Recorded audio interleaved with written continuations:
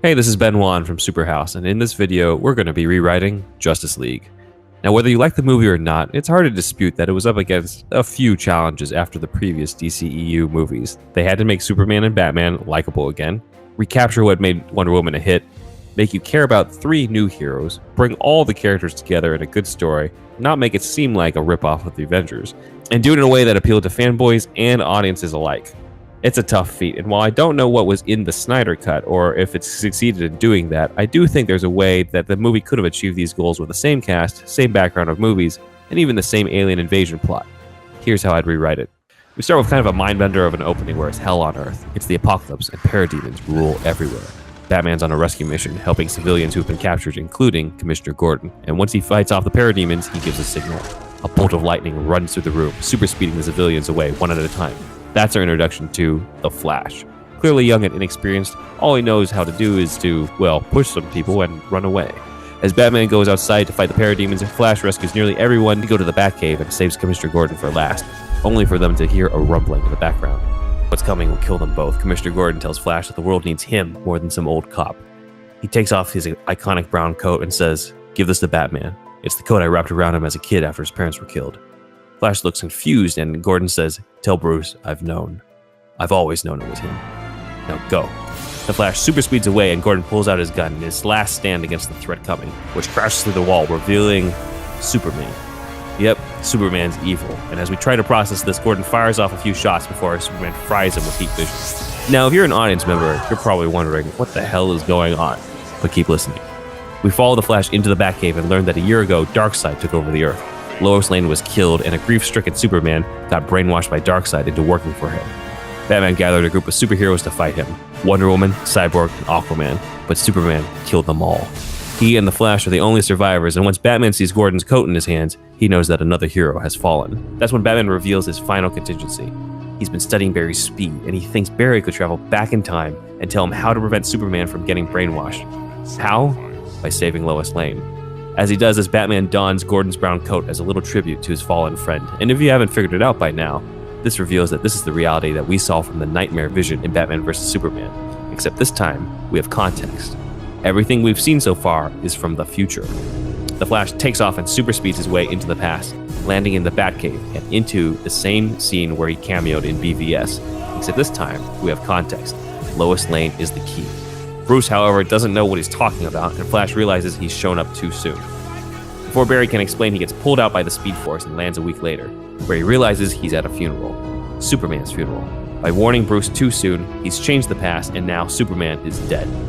And that's how we'd start Justice League. Terminator 2-esque time travel movie where the Flash has to help form the Justice League in order to prevent an apocalyptic future.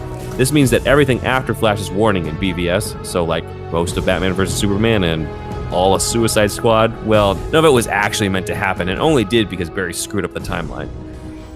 That feels like an oversimplification. Now, unlike X-Men Days of Future Past, we're not undoing previous movies. We're just moving forward, because now Flash has to go from being the most inexperienced superhero to having to round up Batman, Wonder Woman, Aquaman, and Cyborg, all of his heroes. He has to take these angst-driven warriors in a hopeless post-Superman world and turn them into the Justice League we know and love, forcing himself to grow in the process. You see, as cool as the time travel element is, the key to making this film work isn't the plot. It's the characters, and this type of setup ensures that each superhero has an arc.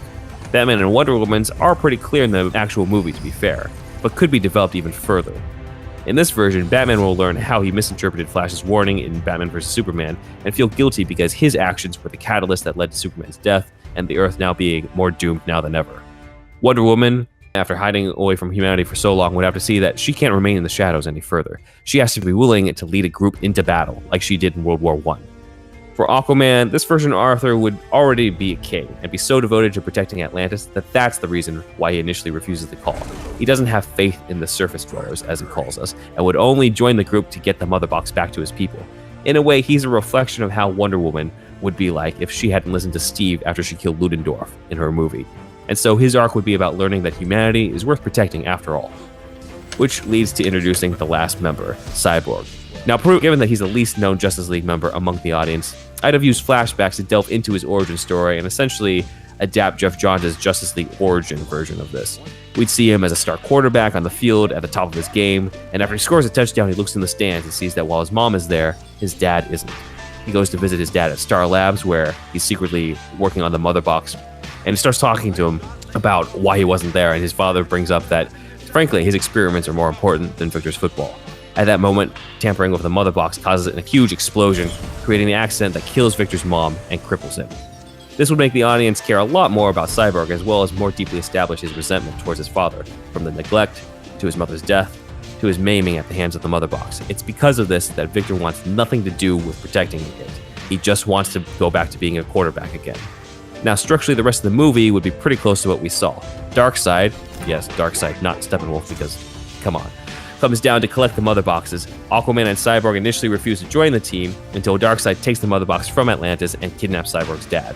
The group would then team up for the first time in the tunnel and prevent Darkseid from getting the third mother box. Pretty much the same thing. In this version, however, it'd be Darkseid who decides to distract the heroes by resurrecting Superman and turning him into his own weapon.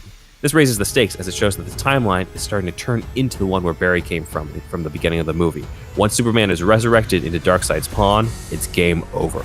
Our team of heroes try to fight Darkseid and prevent the resurrection, but they fail and end up fighting Superman, like in the film. Batman, of course, remembers what Flash had told him back in the Batcave, the future Flash. Lois Lane is the key. He has Alfred bring in Lois Lane, who risks her life to go into the battlefield and have Clark see her.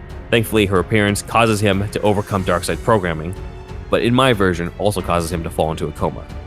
This creates enough of a distraction for Darkseid to take the third box, so he leaves to unite them and open up a boom tube that'll bring the rest of Apocalypse to Earth. This is where we completely rewrite the third act. Things start falling apart for the heroes. Aquaman, he tells them that he's out. He's going back to protect Atlantis, telling a disappointed Wonder Woman that the 6 of them just aren't going to be enough. Batman takes off solo and flies the Batwing with bombs in a suicide mission to take out Darkseid's army, believing that it's his responsibility to put an end to it and save not only the heroes, but the rest of the world.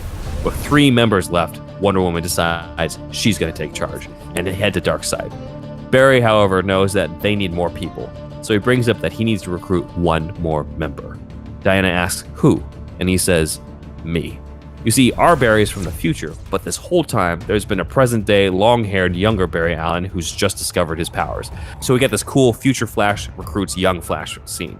Our Barry knows that if they succeed in stopping Darkseid, he and his timeline will be erased.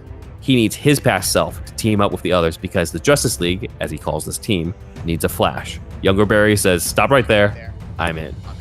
With 2 Flashes, Cyborg and Wonder Woman, Alfred hooks them up with an experimental Batwing, one with a cloaking device that renders it invisible. Yeah, it's exactly what you think it is. Naturally, Wonder Woman decides to pilot it, and they take off to catch up to Bruce. At the cave, Alfred goes to the bed where Superman's in a coma, where he hears a crackling on the comms. It's Bruce. Batman is close to Darkseid, and he's about to kamikaze it, but not before he says goodbye to Alfred. And this is where you get to hear everything you know he feels about Alfred, but never usually says. He tells him not to blame himself that it had to end this way. He then signs out, ready to sacrifice himself, and as the tears fall down Alfred's face, he looks over and sees that Superman's bed is empty.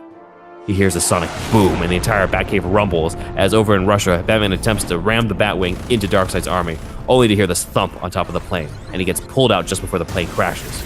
Superman brings Batman to the ground, and this is where we get the reconciliation that these characters desperately needed. Clark brings up that sure, Batman has a lot to feel guilty for, but he needs to see the good that he's done. He's brought together a team that he wishes he had, because when he was fighting Zod in Man of Steel, he was alone and couldn't save everyone.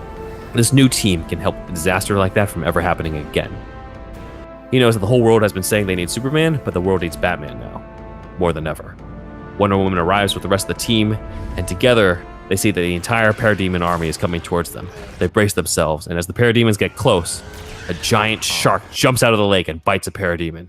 More sea creatures emerge, taking out Parademons as Aquaman comes out of the water with the entire army of Atlanteans, reminding Diana, I told you the 6 of you weren't enough. Turns out that Aquaman remembered Lois risking her life to save them all, inspiring him to believe that maybe humans are worth saving after all. While planet Earth might not defend Atlantis, Atlantis will be here to defend the Earth. The Atlantean army takes off, taking care of the Parademons as the full league charges towards Darkseid, each member wanting justice. Aquaman and Wonder Woman for their people, Batman for Earth, Cyborg for himself and his mother, Superman for Darkseid turning him against humanity, and the Flash for his timeline. Batman strategizes that they need to send Darkseid back into the boom tube and destroy the boxes so he can never come back again. The older Flash is going to be bait for the Omega beams coming out of Darkseid's eyes, while Wonder Woman and Aquaman will fight Darkseid directly. Superman and the Young Flash will rescue civilians caught in the crossfire. Batman has a special assignment for Cyborg, though. Victor's father created a device that can separate and destroy the mother boxes. Cyborg is the only one who can connect to it. The whole team has to protect him so he can get to the other side with mother boxes and destroy them. Batman tells him, "This is football, Victor. You're our quarterback." Cyborg runs while everyone else does their part, but eventually Victor gets tackled and swarmed by parademons. On the ground and just about to give up, Cyborg suddenly hears a voice saying, "Get up, son." It's not Batman. It's his dad. Silas Stone is back in Star Labs, remoting into Cyborg's surveillance feed. He tells Victor that he's sorry. He's never seen his son play football, but he's finally here now to cheer him on. And he tells him, "I love you, Victor. Now get up and save the world." Victor throws off the parademons and charges straight towards the mother boxes, while Wonder Woman slams her bracelets together, forcing Darkseid back into the boom tube. Cyborg suddenly slams the device into the mother boxes, destroying them and sealing off the boom tube forever. As the dust settles, Future Barry starts fading, as his timeline starts to erase. He brings up that, sure, the team didn't match the Justice League he remembers. They became better. Now it's their turn to teach him how to be a hero. He fades into oblivion.